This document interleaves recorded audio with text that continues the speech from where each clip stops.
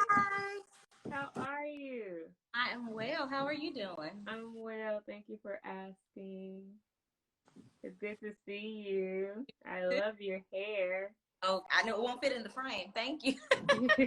You're welcome. Let me back up. I'm sorry. There we go. There. So I'm trying to look up our notes, but we're going to just start and jump into it. I'm going to introduce myself, and then I would love for you to introduce yourself. And we're Absolutely. going to talk about what we're doing and what we're talking about today. So, Right. hello, family. If you do not know me, I'm Jeneva, the founder of Where is Neva. Where is Neva is a multimedia platform sharing and supporting and inspiring our Black truth through storytelling.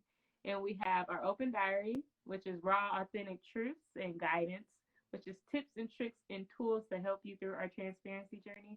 And then we have our support system, where we have Dr. Lisa on there and some incredible experts globally who are on the field doing the work to help us through our transparency journey. I'm so glad to talk to Dr. Lisa today as she's going to talk about healing by finding your own healthy. Look, I'm excited because I need to find my own healthy, Dr. We all. Lisa. So, yes, Dr. Lisa, can you introduce who you are and what you do, please? Yes, thank you so much for having me again. My name's Dr. Lisa Folden. As you said, I am a licensed physical therapist and I'm also a mom focused lifestyle coach.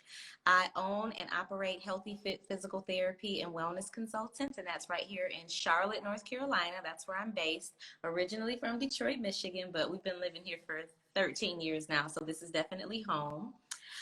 What I do on a daily basis, aside from helping people, physically heal from injuries and accidents and, all types of things that they were even born with, is I encourage mothers to be their very best selves. I love mothers, but women in general. I preach a lot about body positivity, weight acceptance, the health at every size movement, and Mm. trying to help people get back in touch with the idea of loving themselves and their bodies and all of who they are, even if they're on a weight loss journey or maybe they've been unsuccessful on a weight loss journey. So I like to help to reframe people's understanding of what health is and what it means to be healthy. So I'm super I excited. love it. I All love it. good. That's so dope. So, what does it mean to be healthy? So that's, obviously the reason we're here. And I wish there was just one very straightforward answer I could give you, like everybody could write it down. It's the secret sauce and you got it.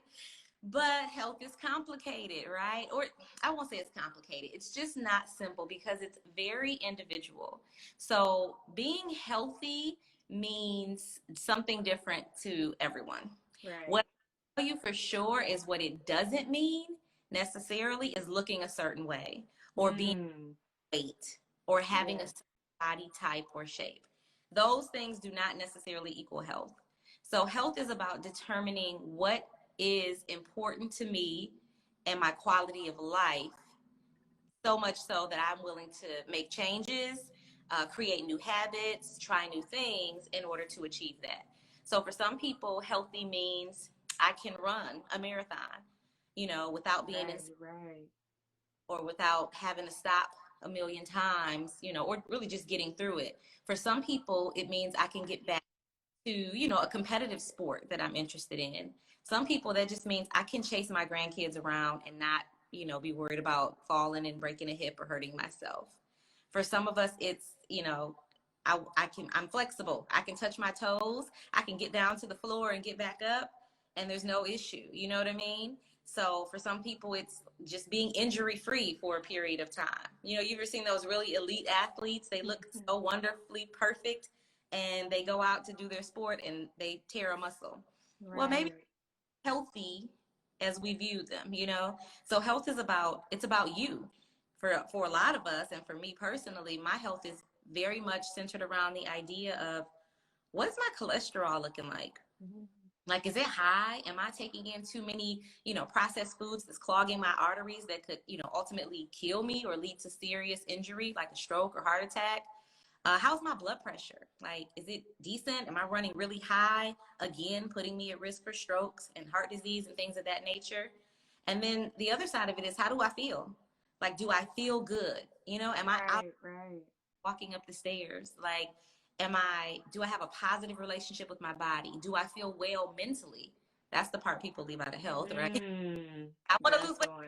weight, but if you're not healthy here, having the perfect body, I mean, in the grand scheme of things, doesn't do anything.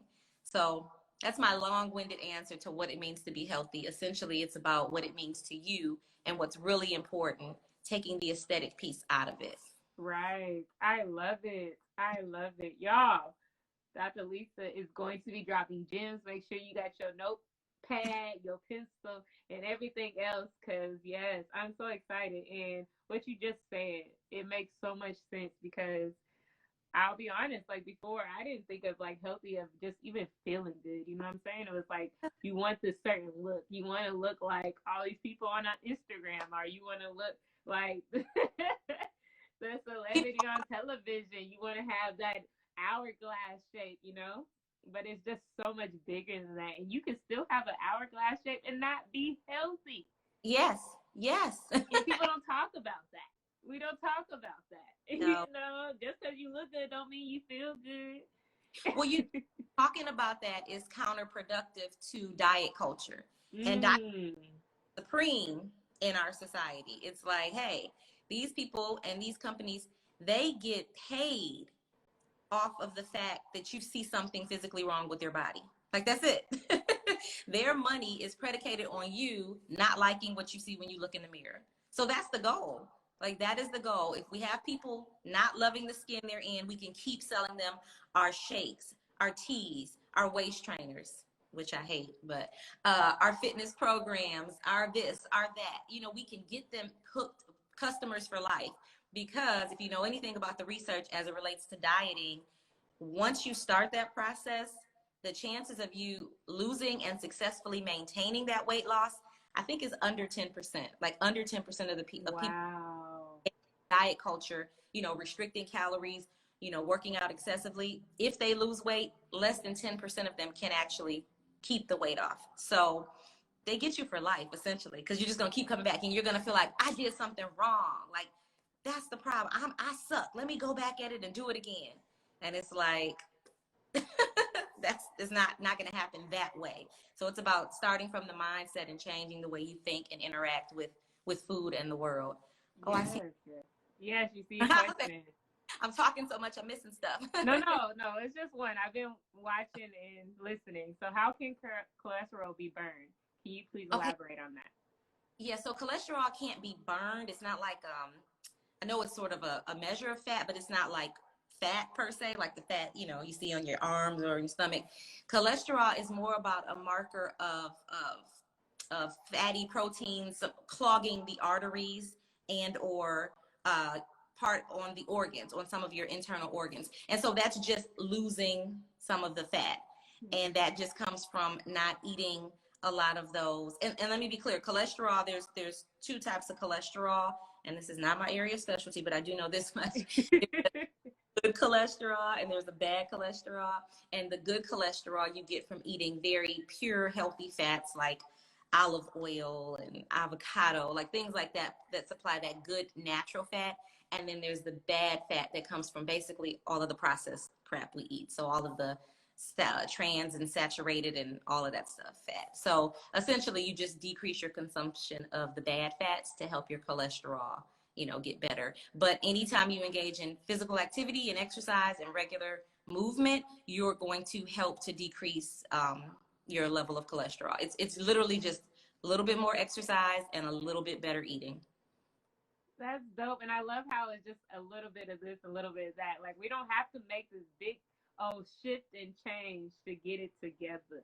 Yeah, and that's not realistic because we can't even maintain it. That's the problem. We do this stuff, you know, we go on these crazy juice cleanses for, you know, 2 weeks, or, you know, we work out 7 days a week forever. And I did it. Like I worked out 7 days a week for about 7 months and I lost about 18 pounds. I was looking good and feeling good. But one day I woke up exhausted. I was like, right. I like doing this every day. I took no breaks, but I saw changes in my body. So naturally, I'm like, oh, this is the way to go. This is what I'm going to do. And then it was like, I can't keep this up. And that's the reality. To make lifestyle changes that may seem small, but they're easy and you can do them consistently. So Yes, and it's yeah. about finding your own consistency, you know. Yeah. Not what consistency looks like on Instagram. They're not telling you to break it down, map it out. Like, you gotta ask yourself, what does consistency look like me? What does healthy look like for me? Yes. What am I willing to sacrifice for me? Because if Yep. you're gonna keep up with the Joneses, you're gonna be lost with the Joneses. Say that again. And we don't have time for that. We try to do better for ourselves so that we can cycle over healing and not trauma. That is so profound because when I think about my experience with diet culture and wanting to lose weight and change my body and do this and do that, that is the word that comes to mind, trauma, because it is so traumatic. You know, I mean, because it starts when you're like a kid. You know what I mean? Like the first sign of a pudge in your belly and one comment from a well-meaning family member. You know what I mean? It literally is rooted in this idea that, damn it, I'm not right. You know what I mean? Like, shoot, my body doesn't look right, or why did I eat that, or why did I do that? And it's just a cycle from there. And then food becomes your comfort. You know, when you because it's like, oh, I suck, I'm gonna just eat anyway. It's like, so it's this cyclical pattern. And again, diet culture is the only entity that profits off of it. We do not. Diet culture does. So we have these unhealthy relationships with food in our bodies that start, I would say, in the tween years, like when you're probably 8, 9, and 10, which is sad, Wow. especially for women. So you're right. It is trauma based, and that you don't want anything that's supposed to be for your wellness to be rooted and based in trauma. Like, That's the one. It's so right. interesting that you say that because I think about like just my household and thinking about like I'm not sure about every black household, but just even my household of how that comment, you know, of oh Geneva, you got a little chunky there. You look at them chunky cheeks, like stuff like that. They were joking about, but at the same time because we watch on television that you're supposed to look this way, and a lot of our television is white based. So then we base our stuff on what we're supposed to look like. I remember in middle school, I'm more of a curvy. I have hips. I used to pull my sweater down over my butt all the time because I didn't want anybody. I didn't want anybody to see my buttocks and or make comments about it. And Mm-hmm. now, like getting older and realizing that, it's like, dang, It's popular now. That's right, what. that too. But it's just like, wow, it But started when I was younger to yeah, now. and it impacts you forever. And first let me say God bless you, and I'm glad that was something that you have been able to try to use in a positive way. But it is traumatic, and I had the same experience. I'm only 4'11", so I'm pretty stout, and Really? I started to develop a butt and hips and boobs when I was like 7 or 8. And I remember, again, people who loved me and weren't trying to be any kind of way, but I remember the comments about my body right then. That's when it started. And this turned into, this is a separate topic, but it turned into me starting to feel like, oh no, I have this big booty. I can't wear leggings like my friend. I have to wear, if I wear them, I have to have a really long t-shirt that comes down to near my knees. It was this idea that you need to cover your body to protect you from unwanted attention. It's your responsibility to make sure men, and in some cases women, are not looking at you in a weird way or making assumptions about you, which should never be put on a child. Like I so don't play that now, but as a kid, you're just a part of it. But because I was so overly developed, yes, my body got a lot of attention. And I remember, I can think back, I think as young as 12, nope, 11, feeling that I was fat already. Like, so I was in the 5th or 6th grade. I remember thinking, oh, I'm fat. Like thinking about dieting at 11. You know what I mean? Like that is so absurd. And I have daughters, a 9-year-old, a 7-year-old, and a 5-year-old son. And I'm like so anti-diets and so anti excessive restrictions. I mean, I try to teach them to make good choices and not, because, kids, they'll just eat because it's there. So I'm trying to teach them to have healthy relationships with food, but never based on the way their body is looking. It's never like, oh, you don't need that, honey, because you put on a lot of weight. Like, I said that to my child, we are going outside and fighting. Like, that is not okay for me. So, but it starts there in that early childhood, especially for young girls. Definitely. So how did you adjust your mindset to be more open from the things that you learned in the past? It's literally taken years because I would say up until about 5 years ago, I still felt like weight loss should be like a big priority in a health journey. And it took me fumbling and stumbling through my own journey and then reading and educating myself. So I said earlier that I'm a big ambassador for the Health at Every Size movement. So you'll see like hashtag HAES. And I won't say that it was created or founded by Dr. Lindo Bacon, but he is a huge face for the movement. And it's really, I read the book not too long ago, I finished the book not too long ago, and it really gave me a physical framework for how I was already trying to teach and train my physical therapy and my wellness clients and the clients that I see for mom life coaching. So it provided a framework instead of me telling them like, listen, the weight, the scale, the number on the scale is not the most important thing. You need to focus on how you're feeling. Let's look at your lab work. What's your blood pressure? What's your blood sugar running? If you want to check like a measurement, let's check your waist circumference because that's important. We start to carry too much belly fat, we're at higher risk of certain conditions. So let's look at things that really, really matter. And I never had like I don't know, like an umbrella for that thought process until I found the Health at Every Size movement. So now, like, that's my thing. Like, if you work with me, then you know that like weight is not my focus. I'm okay checking it and helping you follow up on it, but it's never going to be my measure of you like succeeding or failing because that is not what's important at all. So Definitely. and I'm still working through it. Like, this is still a journey. I have moments where I'm like, ooh, and then I have to remind myself, like, listen, this is your body. It is beautiful. It's been here 39 years. It has brought 3 children into this world. You have run 25 Ks. You have done amazing workouts, created workout. Your body is sufficient. You can get up and down your stairs. You can do anything you want to do physically. You are blessed with the activity of your limbs. Stop. And some of that comes from, I tell people, you need to normalize seeing larger bodies and you need to normalize seeing your body. So sometimes that's being butt naked in the mirror, looking from all angles. Yes. You know, comfortable with what you see. So many of the women that I coach avoid mirrors. I have had clients in my office, I have a wall full of mirrors. They will look away. They'll be in the mirror doing an exercise looking to the left. And I'm like, what are you doing? And they're like, oh, I don't want to see myself. And they're fully clothed. And I'm like, why? So it's a process of unlearning and breaking down those horrible things we learned Right. and starting to reconnect with ourselves and love ourselves. Like I said, even as our body changes. Yes. I love the idea of checking yourself. It's like you got to be, as you know, we are our hardest critic, but literally check ourselves. Like, Absolutely. excuse me, who are you? You have a body. Be happy. Thank Like, love on that body. Yes. Same way you wouldn't say those things to another person, show yourself that compassion. Like, it's not that, Definitely. I'm not saying this doesn't come to everyone like, okay, let me get in the mirror. Okay, you're beautiful. That may take time. But the reality is, don't say things or think things about yourself and your body that you wouldn't say to someone else. Because we're basically kind to other people, right?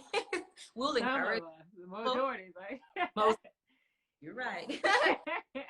True. But in general, we're kind to other people. Let's just say your friend or a sibling. You're not going to tell your friend, girl, you fat, you look bad. What? We don't do that, but we do it to ourselves. So treat yourself like you would treat your very best friend. That's what I say. Like, Exactly. same compassion that you extend to everybody else because you deserve it. You Definitely. And saying them affirmations and believing them and walking in them. I love the idea of the mirrors.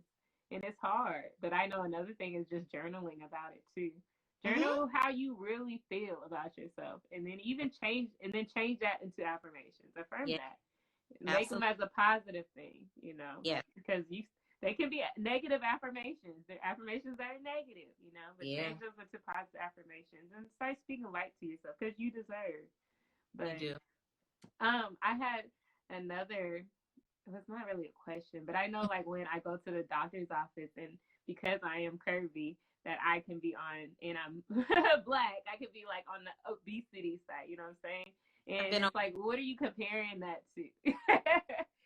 What do you say to people who are comparing themselves to other people when it comes to their weight journey? Oh God. So that's the worst thing you can do. And I understand why we do it. So that's the thing. Like I don't judge people for, having these, mean thoughts about yourselves or comparing yourself because I understand the culture we live in, that's normal. It's very much normalized, but you have to get away from it. So the worst thing you can do is compare yourself to someone else. If you are the same height and weight as another person and you do the same workouts and eat the same foods, your bodies will still look different. Mm. Still look different because genetically we are each different.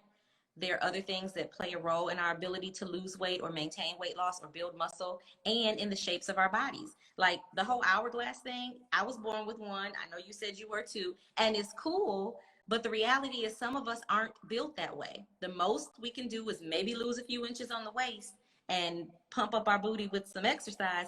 But if you're not born as an hourglass, like if that's not your default shape, you can't create it. That's why I think waist trainers are the most ridiculous thing in the world because it's trying to fool women into believing that if we squeeze tight enough, you'll be an hourglass. And I have a whole nother uh, monologue on waist trainers, but I won't go into that.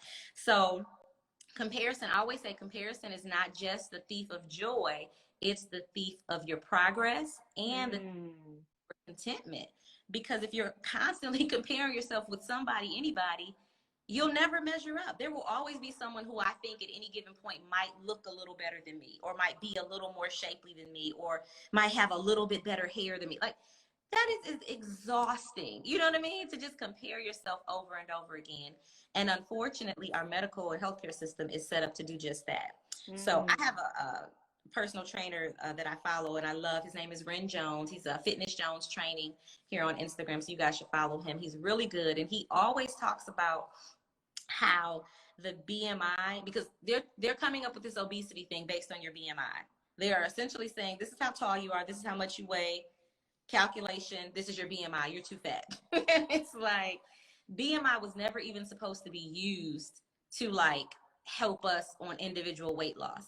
Like it was just if like something just for observation, like oh, to see how the values of people's sizes changed over time as a community, like Mm. not for individual. But they have taken that, and I think it's more of an insurance company thing. They have taken that and used these markers to create these categories to be able to justify higher premium costs and to play into this fear mongering with obesity so that everybody can buy more into diet culture. So it's like a whole system. It's ridiculous, but you have to fight against it. And what I love about the Health at Every Size movement and that book itself, there's some companion pieces to the book. And one of them is this like laid out form that you give to your physician. It is basically like a paragraph written for you talking about, your concern being on your overall health and your wellness and your fitness, and you are not concerned about your weight. So it's saying, I would not like to be weighed, or if you need to weigh me, I would like to do it without watching, and I don't want to discuss my weight.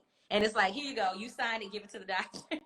And it's like, get away from me with that whole Right. obese or morbidly obese. I've been obese my whole life based on those numbers because I've always been very short and very curvy. So yes, BMI is not meant for athletic bodies. That's right. That's my friend Kim. She's a physical therapist as well, so she knows what she's talking about. I love it. I love it. I know I went to the doctors and they said something like that to me, and I was like, but who are you comparing me to? And it's always ask questions. Even if Ask they have doctor in front of them, like I'm asking Dr. Lisa questions, you can ask your doctor questions. Like you ask them.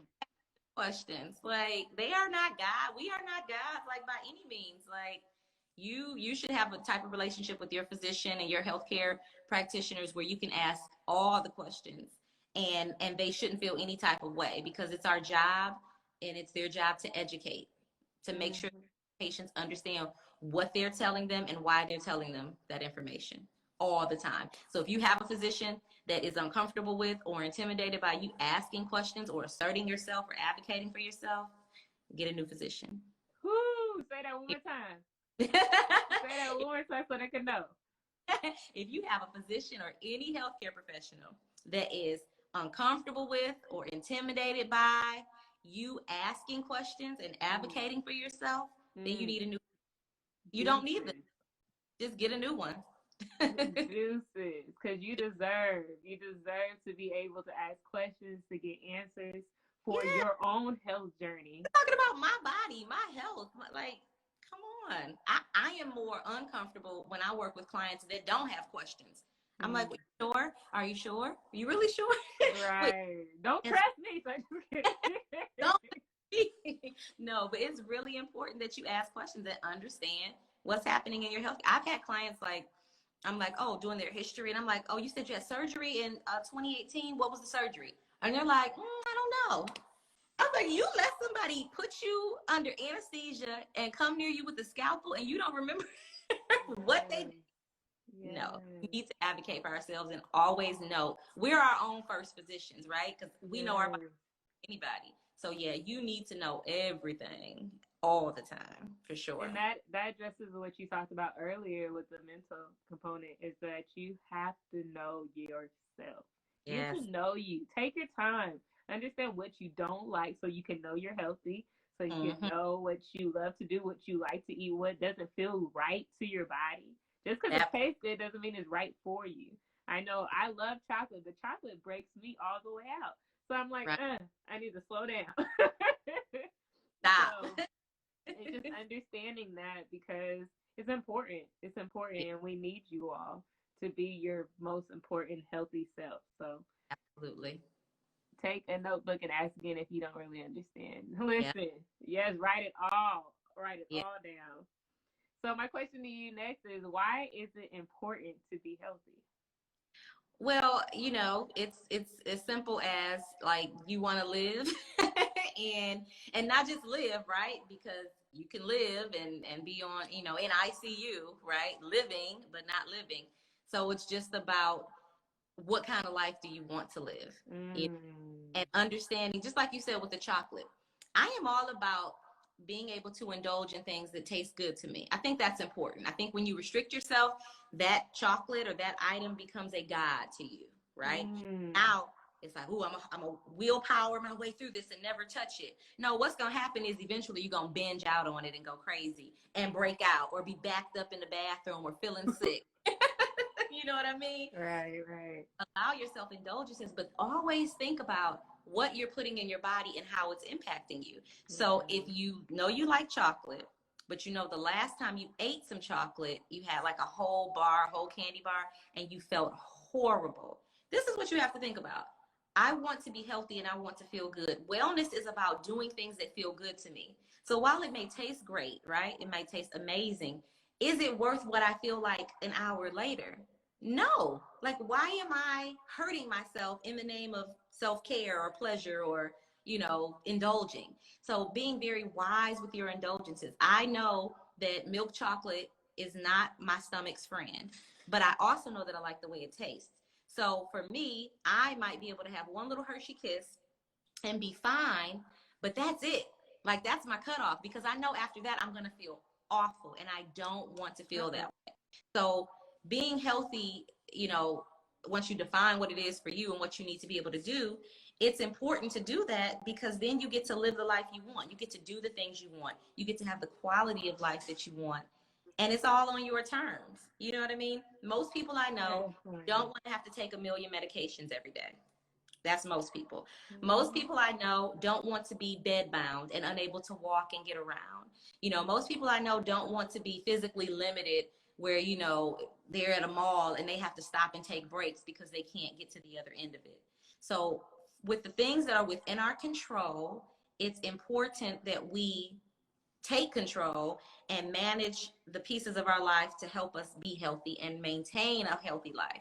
And then the real answer is, you know, what do you have to live for? It's the same as, you know what I mean? Like, Why is it important to be healthy? Well, what do you have to live for? What do you want to be able to do? Who do you want to be around for?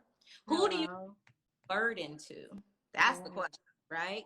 You don't want to be sick and now your teenage children have to take care of you because you're so busy ignoring your own health and wellness. Like, come on, things go a lot better if we take Definitely. ourselves.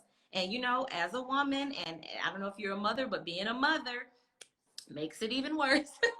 We get into this habit of taking care of them, taking care of the spouse, maybe taking care of an aging parent, maybe helping to take care of people in the community, and we don't ever spend the time we need taking care of ourselves. And the reality is, if you don't take care of yourself, you can't take care of nobody else Not at anyway. all. Not so, at all. so what are we I doing? love it. I love it. Yes. What is your why? Okay. What is Why your are you going? Why are you here? What are you doing? What do you want? What is your future goals? Are you healthy enough to prosper and do what you want to do? Like, do is it? your goal to travel? Do you want to be in the airport huffing and puffing because you wanted Or, to push, dive in on chocolate? Huh? or getting pushed around in a wheelchair? It's deep. It's deep, and I think it's important that you talk about parents because I know I lost my father due to a heart attack, and he was obese, and just he would just eat, and I'm like, Dad, but I want to do other things with you. We can sit and do other things, but Yeah. like he wouldn't want me to make his plate because I would make it a smaller what he want and stuff like that. And I'm like, you can have this stuff, but it's just so much. You don't have to be on an oxygen tank. You don't have to be that and stuff. So it's just so important because, like me, I don't have my father Mm-hmm. because of his addiction to food. You know what I'm saying, and just different things that he did. And it's so important for us to build our community and being around each other and helping each other, having these conversations, understanding our whys so that we can live for generations and beyond. So we can pour into our community, pour into our children because we Yes. deserve. Yeah, we do. Absolutely. And condolences to you. And I have a very similar story with my mom. She passed away. She had me when she was 15, so she was very young, but she just passed away in 2019, so she was 52. And it was gut wrenching because now my kids don't have a grandmother on my side. My grandmother passed away 9 months before that. So that was her issue too. She just continued to overindulge. She was also a smoker, and she had gotten to the point where she developed pulmonary hypertension and was on oxygen. And it was this constant, like, Mom, please stop. And me, trying to encourage her to move her body and exercise. And again, not stigmatizing any weight concerns because again, you can be super healthy and look extremely obese to the to the outside world. But for her, it was her choices, and she had issues maintaining a level of consistency in anything that she did, and she had sort of an addictive personality. So when she started something that felt good temporarily, even if it felt bad later, she kept going, and that was a part of why she went back to smoking cigarettes, and that was ultimately what took her life. She no longer could pass air through into her lungs, and it was gut wrenching because as a health advocate, I'm like, you almost feel responsible. Like, oh, I wanted to do things with her. I wanted to have her around for years to come. I wanted the kids to be able to see her when they were adults. And it's like now all of that is gone. So yeah, what is your why? What do you Yes, do? What do you see for your future? If you can see it and you start to believe it, then it can happen. But if definitely. you can't, conversely, if you can't, then you're leaving it kind of up to chance, and that's not what I want to do. I want a very Right, full, right. large, healthy, happy, whole life. So, Definitely, definitely. We have having an obese parent. Would you say that affect the way you view food and your health? that's a good question. So I would say yes and no. And let me just be very clear. These terms, obese, like I'm going along with them and using them because they're well known, but I don't believe in our traditional understanding of obesity in this country. Mm, Because like I said, I am obese according to BMI charts and the standard medical system. So I don't co-sign that. But being what I would say an unhealthy size for your individual health can absolutely impact how you see your body and your relationship with food. And it definitely, with my mother, actually, you wouldn't even have considered my mother most of my life to be obese. Now, she carried a lot of belly fat, but in general, when you saw her, you wouldn't be like, oh, she is really huge. She wasn't a huge woman, but she made horrible decisions about what she put into her body. So I saw that, and it made me, I guess, rebel in a good way and not want to be that, but it also made me more obsessive, which is why I did the yo-yo dieting and I tried this and tried that. I remember in college, this is so stupid, but I remember in college trying maybe hydroxycut, one of those fat burners. Mm. Now, if you could see a picture for me in college, in hindsight, I would probably be close to what people would consider like a perfect size or shape at this point. And my butt was taking fat burners. I had found this thing on one of those as seen on TV ads. It was like it's supposed to send electrical pulses to your stomach to burn fat while you sat around. I mean, it was really the stuff that I did to not get fat, because that was really my concern. And in reality, I wasn't necessarily addressing the real components of my overall health and wellness. So fortunately, I'm grateful it came full circle for me where I could see the whole picture, but definitely got all the ridiculous gimmicks and ideas that were solely based on not wanting to look a certain way. That's it. It was me not wanting to look a certain way. It wasn't me, oh, I want to be healthy. That came as I got older and more mature and learned more, you know.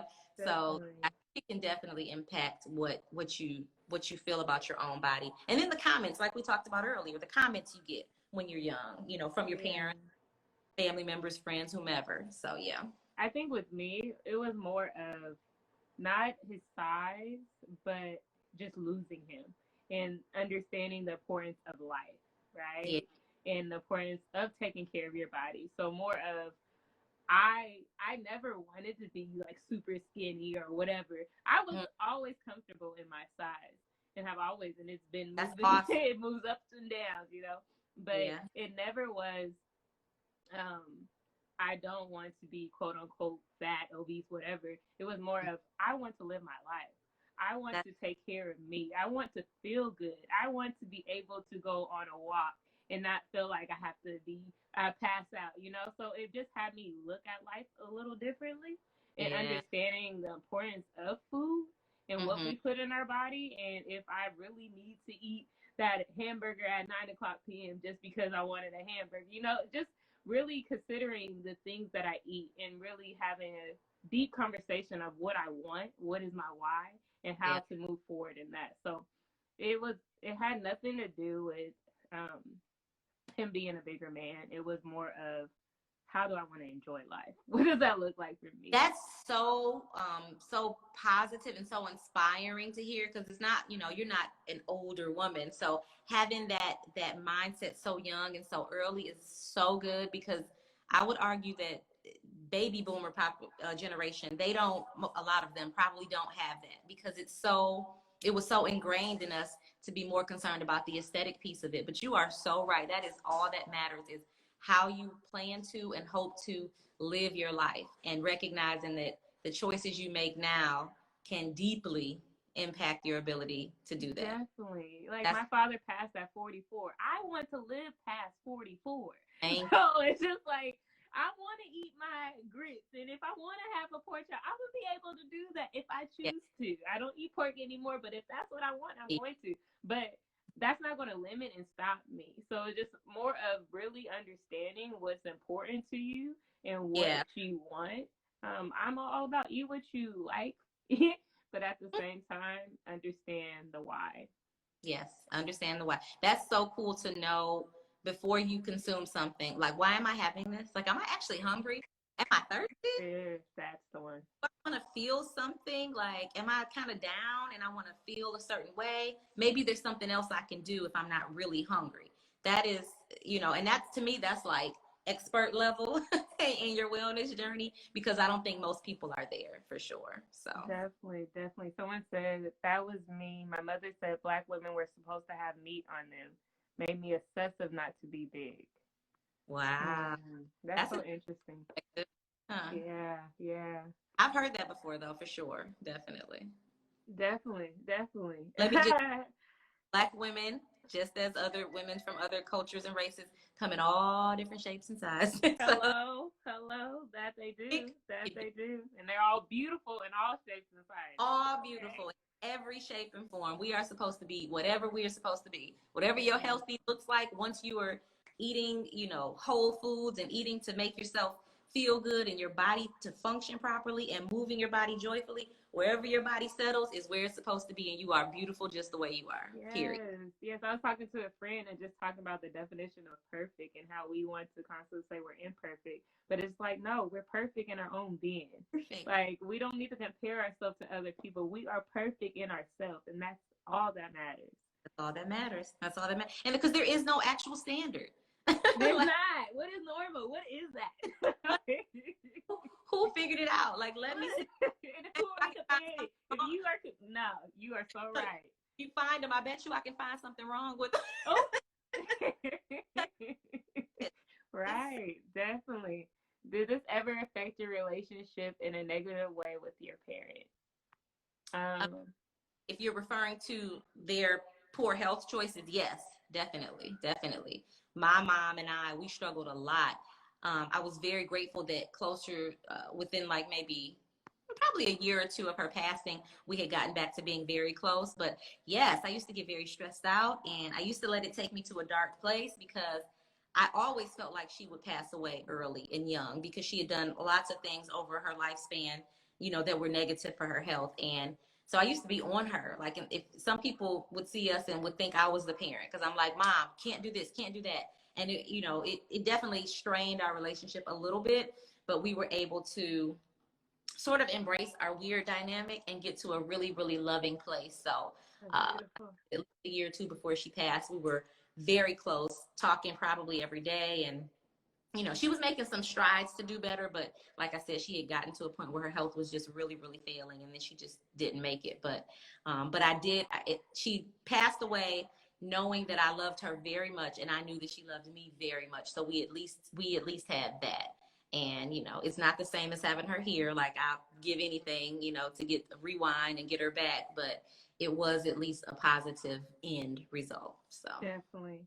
I think mine was more of him not doing what he needs to do to feel better. And it was more of like going to the doctors. For some reason, I don't know, a good amount of Black men that I know be scared of going to the doctors. And so it was more of that, go to the doctors. But that's what it is. You're right. What'd you say?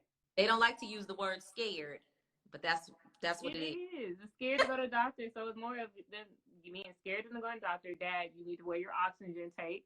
Dad, and my dad used to drink a lot of water, but just different things that he can do to feel better. It was not really more of his way. I loved my dad in his size. He was just a big teddy bear. But it was more of, Dad, I need you to do what you need to do to get better so you can feel better, so that you can be there for your kids. And you can walk me down the aisle and stuff like that. So I feel like that strained my relationship more than his way, because he's a great man, but it was just like, Dad, I need you to go to the doctor. Get checked out. So me saying that, family, get checked out. Know your numbers. Yes. Do what you're supposed to. Find a holistic approach if there is. You know? Even if you have to go online, there's always, I work with a naturopathic physician, and there are several in the country now, and most of them have online options. So get somebody on your team who understands the point of looking at you as a whole person. I also encourage people to get like deep doctors of osteopathy. So if they still go to medical school like MD, but they have a more holistic approach, and they're less prone to do medication. So when people are kind of looking for a physician that meshes well with them, I always kind of send them down that road, because I think you'll find a little bit more of a holistic stance with them. Not always, MDs are totally fine, but sometimes that can trigger a good response. Definitely. I love it. And that's another thing I would say of just having family members that take medication. It took me to an approach where I don't want to take medication. I don't like how they're dependent on it. So therefore, I want to figure out ways where I can feel better without it. And so it's just more of an experiment thing. It's not really a strain, but how can I love myself more so I can teach them how to love themselves more too? Absolutely. And it starts right there. Someone in your family is making positive changes, you're more inclined to do the same. So you can begin to Definitely. start that new path. So, Yes, yes. How did you get to that place with your mother? so a place where we were, back to kind of loving each other. It was me not being stubborn anymore and recognizing that I can't make people do things that they don't want to do. That's the one. That's so hard for me. If you know anything about my personality, I had to let go of the reins and say, she is my mother. She's not my child, and I can't be responsible for her. And I can't, Mm. my blood pressure. I can't lose my health trying to maintain hers. That's the one. Stress kills, family. Stress And kills. and there were times, and I think for me it was like once I started having kids and I realized the level of like anxiety that can come with that, and like taking care of these little humans and keeping them alive. And then it was like, I don't have the energy to do this and that. It's like I can't, I can't be. I've been living in North Carolina. I can't be a mother to my mother in Michigan. Like I can't do it. So I pulled back the reins, and we were able to just engage, like in that cool adult mother-daughter relationship that you get to see people do once they kind of get past like the "I'm not your friend" stage. So we Mm-hmm. just able to get that, and so I was very grateful for that because we would just laugh and joke. My mother was freaking hilarious, so she called most days with some sort of gossip and some sort of joke, and it was just fun. So I let go of some of my. I would still encourage her to be healthy, but I let go of some of my, because I was bad about that. Like that was definitely, and it wasn't helping her because she didn't want to do it. Not at all. Not at all. And so that's why it's so important to do for yourself so then you Yeah, can teach that way, you know? yeah, yes, Because yes. I would, like I told you before, my dad did not want me to make his plate. So I was like, oh, you want me? But I got enough to make his plate. So it's just like, you put in boundaries up too. It's just, that's important too. It's like, this is what I'm not going to do. But if you can constantly choose to do that, you're going to have to do that yourself. You're gonna have to I'm do that. not doing it. I set that boundary when my mom went back to cigarettes, and she wanted to. I think it was, yeah, go buy me a pack of cigarettes, and I'm like, oh no, no, no, no, I don't do that. Like that. Mm-mm. That's gonna be on you. So Right. younger siblings, she could still kind of, force them. But I was like, oh no, I'm grown now. I won't be buying you anything that's going to, impact your health in a negative way. And she used to just hate it, but she understood that was my boundary, and I stood by that. She Yes. time she came to visit, and I even took her cigarettes and trashed them. She was so upset, but she didn't have a car, so she couldn't go get it. Ooh. I had been going too far, but that's how I learned. That's when I learned to pull back a little. Ah, shoot. We're trying to Yes, encourage yes. family. Look. So we're talking about Black family, but what does it look like to restore our Black family through health? So everything we just talked about, but starting and being that example, change Yes. narrative. People say like certain medical conditions are, diabetes, it's, genetic, it runs in the family. No, it doesn't. The food you eat runs in the family. That's That's it. it. That's it. It's not a lot of these self-imposed diseases that we have nothing to do with like our genetic, inheritance from our parents. It's because we lived with our parents and they provided our food. So Mm. changes and stepping outside of your comfort zone, recognizing when something isn't good for you and saying, you know what, I'm not going to do this anymore, or I'm going to do this less, way less. It's just that. So when we do that, when we start these new habits and then we teach them to the next generation, and maybe we double back and teach it to the previous generation, then we Listen. cycle of improved health. I remember, and this was so random, I can't say that I had a great understanding of my health at the time, but I was going to that ninth grade and I was about to start practicing for track and cross country. And one of the coaches gave this long monologue on why beef and pork were so bad for you and how long they took to digest in your body and how they weighed you down and caused troubles in your intestines. And my crazy butt came home from school and was like, hey, Ma, I don't want to eat beef or pork anymore. And she just looked at me like I was a plumb fool. But I was serious. So you know what she did? Anytime she made beef or pork, she would make me a side of chicken. Now it was fried chicken, but still, she would make me a side. You can start somewhere. She would make me a side of chicken. I made a decision as a child, as a 12, 13-year-old, for my health that I didn't want to do something. And she was lovely enough to honor that for me and give me another option when she did cook things within that. So making those changes. Now, the funny thing is, she ended up not eating beef or pork as well, like maybe 5 or 10 years later. My sister, my younger sister, same thing, no beef or pork. So we influence the people that we come in close contact with, and that one habit is another habit that leads to another habit. And before you know it, you look up and you're like, oh, I'm doing this. Yes, yes. I'm drinking my water. Yes. I'm taking vitamins. I'm eating more fruits and vegetables. I'm not overindulging when I do have a sweet or some cake. Like, I am doing it, and it's such a good feeling. And honestly, I feel like I am just arriving there, because I would still have cycles of binging because I had been withholding something for so long. So it's such a good feeling when you feel like, you know what, I'm getting out and getting in control of this thing, and I can make these decisions to better impact my health, and I'm doing it. Like, and then like beef or pork, and I'm not saying beef or pork is bad. I'm just saying that it was a step I made to improve my health, and it has impacted from my mother all the way down to now my children, my spouse, things of that nature. So you make the do them, and then you'll watch them start to replicate all around you. You lead by example. I love it. Yeah, I know. I stopped eating beef and pork for about more than a year now. Mm-hmm. And me not doing that and just talking to my family of how healthier I feel or how lighter I feel, they stopped eating it as much.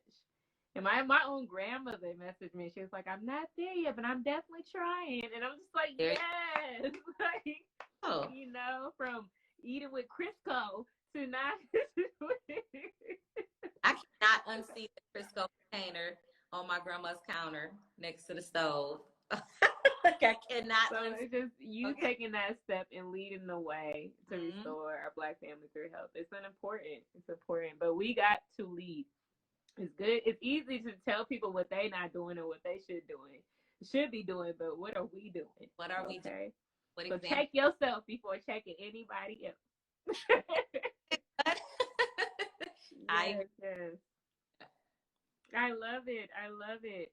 So how is it having hard conversations with your children being on the health journey and not having them eating all the sweets and whatever? I was going to say, to be honest, because, you know, they're still sort of being groomed and they're still so young, it's really not hard as far as just the regular eating, except for, you know, kids, if you give them an option, they're likely going to lean toward like, oh, I want this candy or I want this sweet. So just really for me, it's like daily explaining to them, like, vegetables are important.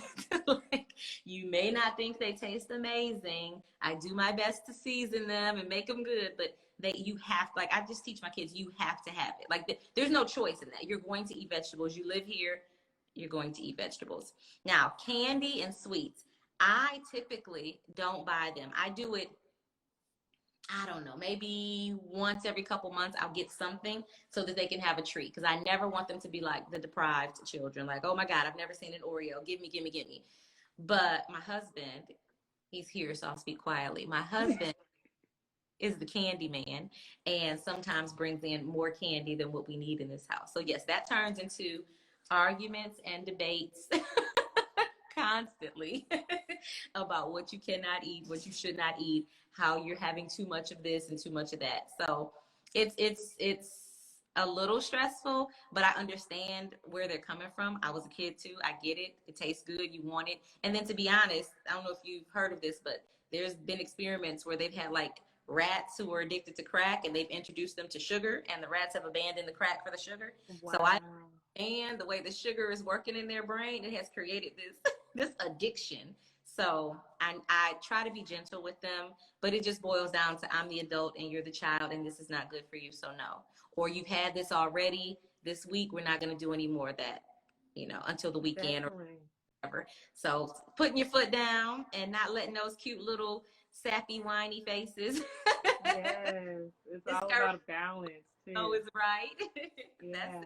You can't give them everything they want, because they're not at a place mentally to be able to choose everything that's right for them. So I know if I had a choice, yes, I would be eating chocolate cake. all All day, everything.